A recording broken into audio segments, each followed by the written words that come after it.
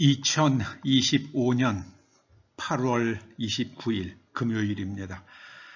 오늘 스가랴서 강해 27번째 꼭지는 스가랴서 11장 12절에서 17절까지의 말씀입니다. 먼저 말씀을 함께 봉독하십니다. 내가 그들에게 이르되 너희가 좋게 여기거든 내 품삯을 내게 주고 그렇지 아니하거든 그만두라. 그들이 곧 은 30개를 달아서 내 품삯을 삼은지라. 여호와께서 내게 이르시되 그들이 나를 헤아린 바 그 싹을 토기장이에게 던지라 하시기로 내가 곧 그 은 30개를 여호와의 전에서 토기장이에게 던지고 내가 또 연합이라 하는 둘째 막대기를 꺾었으니 이는 유다와 이스라엘 형제의 의리를 끊으려 함이었느니라. 여호와께서 내게 이르시되 너는 또 어리석은 목자의 기구들을 빼앗을지니라. 보라, 내가 한 목자를 이 땅에 일으키리니 그가 없어진 자를 마음에 두지 아니하며 흩어진 자를 찾지 아니하며 상한 자를 고치지 아니하며 강건한 자를 먹이지 아니하고 오히려 살찐 자의 고기를 먹으며 또 그 굽을 찢으리라. 화 있을 찐저 양떼를 버린 못된 목자여, 칼이 그의 팔과 오른쪽 눈에 내리리니 그의 팔이 아주 마르고 그의 오른쪽 눈이 아주 멀어 버릴 것이라 하시니라. 아멘. 하나님을 경외치 않는 백성들의 운명, 하나님을 경외치 않는 백성들의 운명. 여기서 백성이라 할 때는 통치자들과 백성을 다 합쳐서 합쳐 아우르는 말씀입니다. 유다의 마지막 왕이 시드기야였습니다. 그가 보는 앞에서 자녀들이 죽임을 당했고 또 그 자신도 바벨론의 침략자들에 의해서 눈이 뽑힙니다. 그리고 그는 쇠사슬로 칭칭 얽혀서 바벨론의 포로로 끌려갑니다. 정말 비참했죠. 그런데 어떻게 그런 일이 일어났습니까? 어떻게 국가의 운명이 그렇게 된 것입니까? 한마디로 그 이유를 살펴본다면 하나님 경외가 실종되었기 때문입니다. 하나님 경외가 실종되었기 때문입니다. 백성들 사이에서는 은총과 연합이 끊어졌습니다. 오늘 본문은 12절에서 17절까지이지만 10절에는요. 은총이라 하는 막대기를 취하여 꺾이고요. 그 다음에 또 오늘은 14절에서 연합이라 하는 막대기가 또 꺾이죠.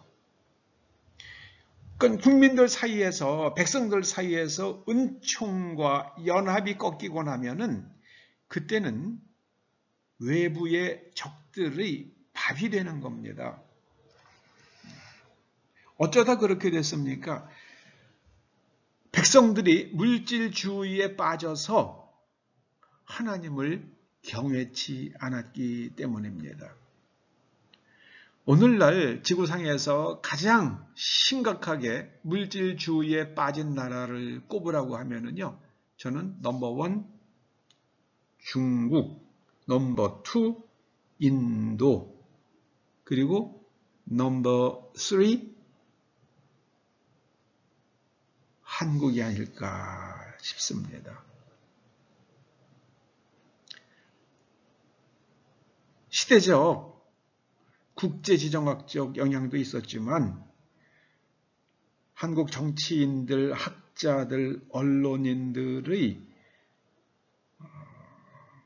중국 사랑은 못 말리죠. 왜 그렇겠습니까? 돈이 나오니까요. 학자들도 돈이 나오니까요. 중국에서 돈을 푸니까 그 꿀물을 빨려고 다 중국 사람이 몰려갔죠. 그래서 그렇게 물질주의에 빠졌습니다. 저는 어느 경찰 아주 고위직 간부가 중국에서 박사학위를 했다고 그러더라고요. 아니, 공산주의 국가, 우리보다 못 사는 나라, 거기 가서 뭐 배울 게 있다고, 거기가 선진국이라고 가서 거기서, 아니, 공산주의 국가, 전체주의 국가에서 무슨 법을 배워서 한다고, 저 어이가 없더라고요. 그래서, 이거 한국 경찰 큰일 났다. 이런 염려를 한 적이 있었습니다. 뭐, 경찰 고위직은 그런다 할지라도, 우리 경찰, 정말 수고하시는 민중의 지팡이들은 잘 하시리라 믿습니다. 물질주의에 빠지면 하나님 경외가 실종됩니다. 그리고 하나님을 경외치 않으면 물질주의에 빠집니다. 제가 한번 그 11조에 대해서 굉장히 평신도 때에 굉장히 아주 갈등한 적이 있었어요. 왜 소득의 10분의 1을 교회에 헌금을 해야 되는가? 고민하고 생각한 끝에 내린 결론은요. 이게 물질주의냐? 물질주의라는 것은 마모니즘이에요. 돈이 나의 행복을 가져다주고 돈이 나를 품위 있는 사람으로 만들어주고 돈이 나에게 기쁨과 즐거움을 준다는 착각입니다. 그게 물질주의예요. 그런데 물질주의와 대척점에 있는 게 하나님 신앙이잖아요.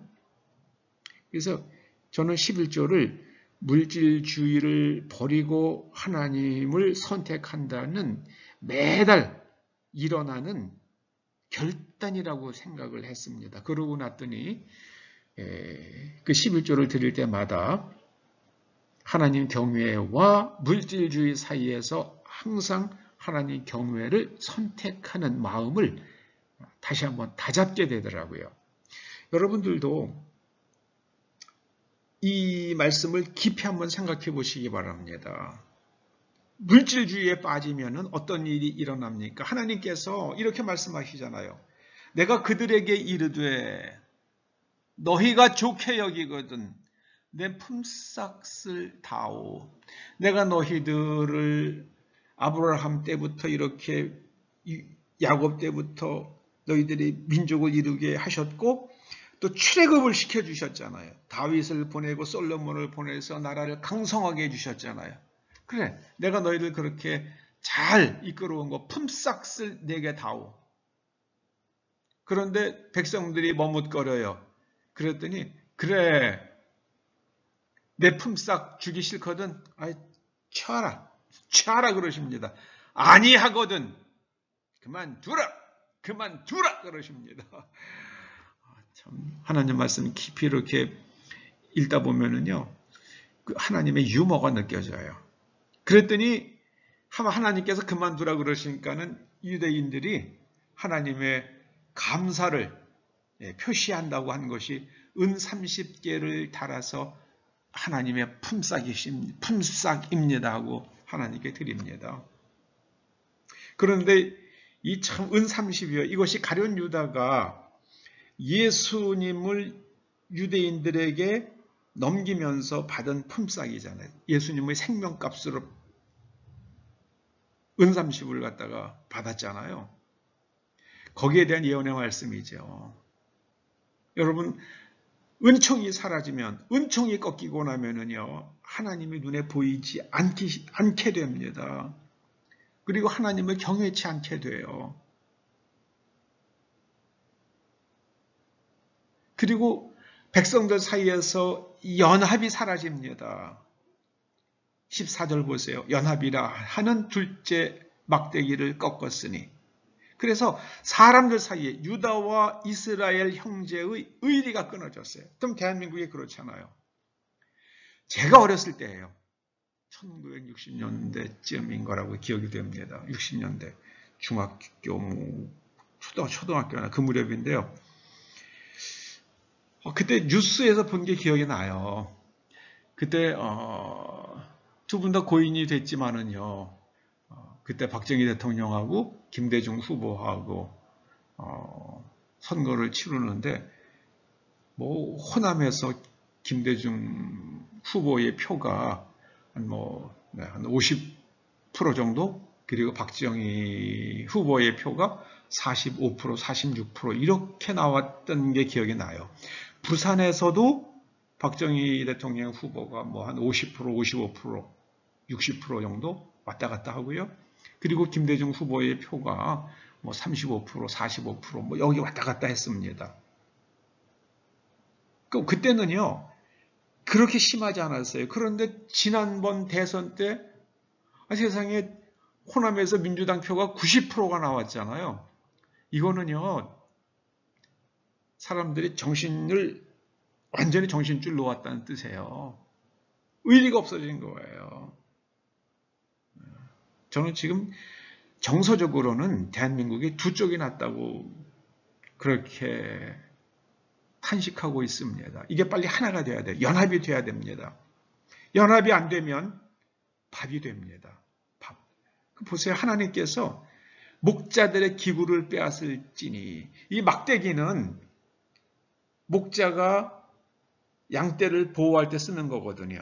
그래서 이 은총과 연합이라는 것이 바로 백성들을 보호하는 막대기가 된다. 외적을 막아주는 막대기가 된다. 그렇게 말씀하십니다. 그런데 어리석은 목자들은 다른 것으로 백성들을 통치하고 사실은 백성들을 등가죽을 베낍니다.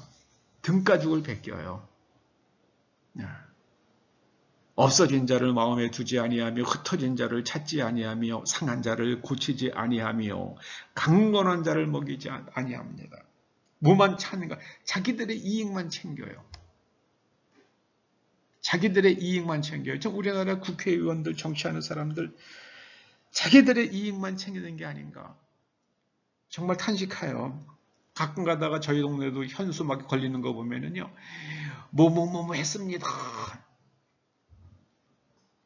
정말 그때 그런 거 볼 때마다 탄식이 나와요. 영국의 한 정치인은 유세를 하면서 그랬더라고요.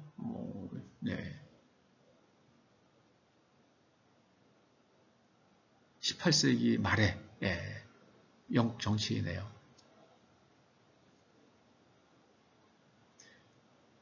여러분들이 나를 영국의 의회로 보낸다 하더라도 나는 여러분들을 위해서는 일하지 않을 겁니다. 나는 영국을 위해서 일할 겁니다. 근데 우리나라 국회의원들은요, 가서 온갖 압력을 다 넣고 그래가지고 지역구에 예산 땡겨오는 거, 그거 하라고, 그거 못하면은 또 지역구에서는 그 사람 다음에 안 뽑잖아요. 어떤 사람을 뽑아야 됩니까? 정말 좋은 법을 만드는 국회의원을 뽑아야 되잖아요. 근데 지금 자기네들끼리 해먹는 법을 만드는 국회의원들을 다 뽑아놨잖아요. 너무 안타까워요. 그래서 예산 뜯어다가 우리 길 닦아주고 우리 무슨 단지 만들어주고 그런 거 하라고요. 국회의원은 나라 전체를 봐야 됩니다. 나라 전체를. 지역구는 나라 전체를 봐야 돼요. 온몸이 지금 병 들어가는데 손톱만 다듬고 있으면 어쩌자는 거예요. 온몸은 병 들어서 죽게 되었는데 손톱만 다듬고 있으면 어쩌자는 거냐고요. 그게 국회의원들이 하는 짓이 딱 그 수준이잖아요, 지금요. 그러니까는 나중에 통치자들이 어떻게 됩니까? 양떼를 버린 못된 목자여 칼이 그의 팔과 오른쪽 눈에 내리리니. 여러분 오른쪽 팔을 못 쓰게 되고요. 오른쪽 눈이 감겨봐요. 무슨 수로 전쟁을 하며 또 무슨 수로 사람 구실하겠습니까? 심각한 장애인이 되잖아요. 오른쪽 눈이 오른손이 말라버리고요. 오른팔이 말라버리고 팔이 마르고요. 눈이 안 보여요. 저는 하나님을 경외치 않으면 은총과 연합이 사라지고요. 그리고 목자들이, 통치자들, 정치인들이, 사회의 윗물에 해당되는 사람들이 타락합니다. 우리나라 판사들, 지금 국민들의 신뢰를 완전히 잃어버렸잖아요. 헌법 재판소 하는 거 보세요. 제가 판결문을 써도 그거보다는 낫게 쓰겠어요. 법 정신에 맞춰서 쓸 수 있을 것 같아요. 제가 써도요. 정말 슬퍼요.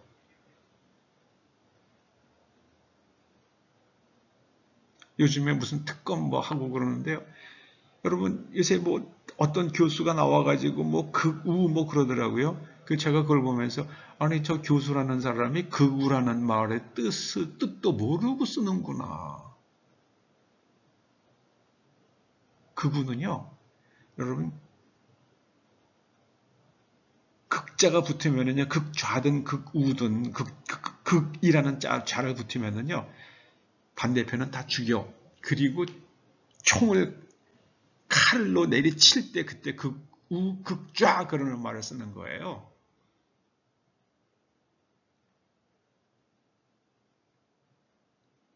여러분, 항상 사회를 어지럽게 하는 사람들은요, 언어의 의미를 왜곡하는 사람들이에요. 언어의 의미를 왜곡하는 사람. 남자의 의미를, 여자의 의미를 왜곡했잖아요. 가정과 결혼의 의미를 왜곡했잖아요. 그 심각한 위험한 일입니다. 하나님을 경외치 않으면 통치자들은 무너지고 백성들 사이에서는 의리가 실종됩니다. 그러면 지옥이 오는 거죠. 지옥이 옵니다. 기도하시죠. 하나님, 이 땅 백성들이 하나님 경외함을 다시 회복할 수 있도록 대회개운동이, 대각성운동이 일어나게 하여 주시옵소서. 예수님의 이름으로 기도드립니다. 아멘.